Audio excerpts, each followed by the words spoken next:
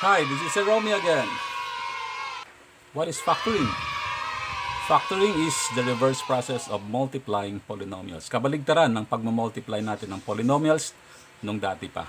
So let's take for example, when we say m squared plus 6m plus 8 equals m plus 4 times m plus 2.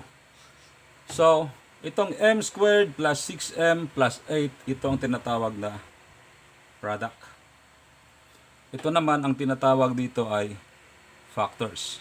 Now, we will be dealing with factoring polynomials. Okay, let's take for example, let's take 3m cubed minus 12m squared minus 9m. Okay. First, we have to consider the numerical coefficients. Yung mga numbers muna. Okay, what are the factors of 3? The factors of 12. The factors of 9. Okay.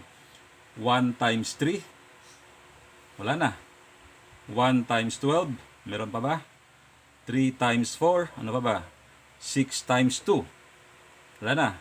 So, 9. 1 times 9. 3 times 3. Okay, now, tingnan mo, what is common among the 3? Except 1. Okay, siyempre 1, laging common yan. Next, 3. Common ang 3.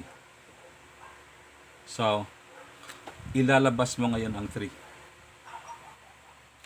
Okay. Next. Doon na tayo sa variables. M cubed, m squared, m. Okay, pag sinabing m cubed, tatlong m. M times m times m. Pag sinabing m squared, m times m. Pag sinabing m, isa lang. So what is common? Isang m lang yung common sa tatlo. So ilalabas natin ang m. Okay, this will be your factor. Ngayon, wala na. Alisin natin ito ngayon. 3m cubed minus 12m squared minus 9m. I-divide mo ito ngayon dito sa factor na kinuha mo. So, 3 divide by 3, 1. Huwag mo natin isulat pag 1. m cubed divide by m. So, tatlong m, bawasan ng isang m squared na lang. Negative, particularly, particular ka sa sign. Negative 12 divide by 3. Negative. Negative 12 divide by positive. Negative 12 divide by 3 is 4. Dalawang m. Bawasan mo ng isang m na lang matira. Negative 9 divide by 3. Negative 3. Negative divide by positive. Negative 9 divide by 3 is 3. M divide by m. Isang m, alisin mo yung isang m, wala nang matirang m. So this will be your factors.